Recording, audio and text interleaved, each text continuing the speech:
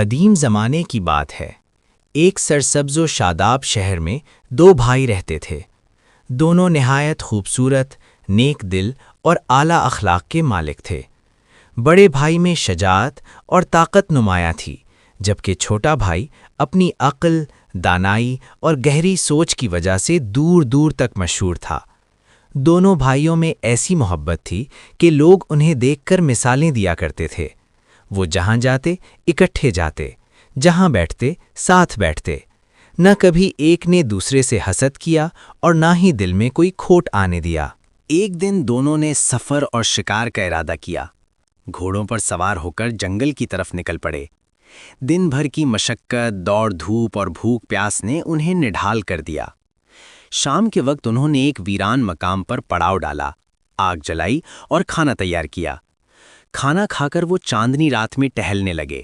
بڑے بھائی نے ہنستے ہوئے کہا، بھائی، آج تمہاری عقل کا امتحان لیتا ہوں۔ بتاؤ ہم اپنے شہر سے کتنی دور ہیں، اور آج کا کھانا ہمیں اتنا لذیذ کیوں لگا؟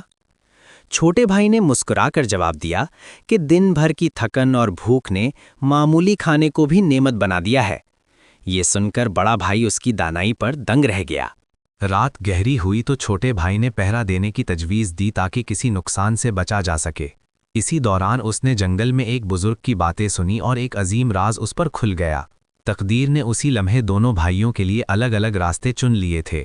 صبح ہونے پر حالات نے ایسا رخ بدلا کہ بڑا بھائی ایک شہر میں داخل ہوا جہاں بادشاہ کا انتقال ہو چکا تھا۔ وہاں کا دستور تھا کہ جو پہلا مسافر شہر میں داخل ہو اسے بادشاہ بنا دیا جائے۔ یوں بڑا بھائی تخت و تاج کا مالک بن گیا۔ ادھر چھوٹا بھائی مصیبتوں میں گھر گیا۔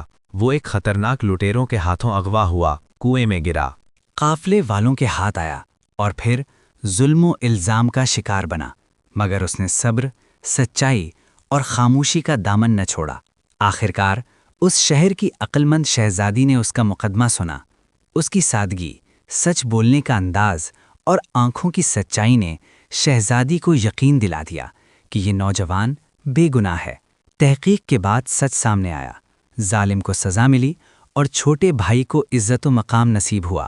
کچھ عرصے بعد قسمت نے دونوں بھائیوں کو پھر ملا دیا۔ ایک بادشاہ تھا اور دوسرا دانائی کی علامت۔ دونوں نے مل کر عدل و انصاف کا ایسا نظام قائم کیا کہ رعایا خوشحال ہو گئی اور ان کے نام تاریخ میں سنہری حروف سے لکھے گئے۔ یہ کہانی ہمیں سکھاتی ہے کہ طاقت سے نہیں بلکہ عقل، صبر اور سچائی سے انسان بلند مقام حاصل کرتا ہے۔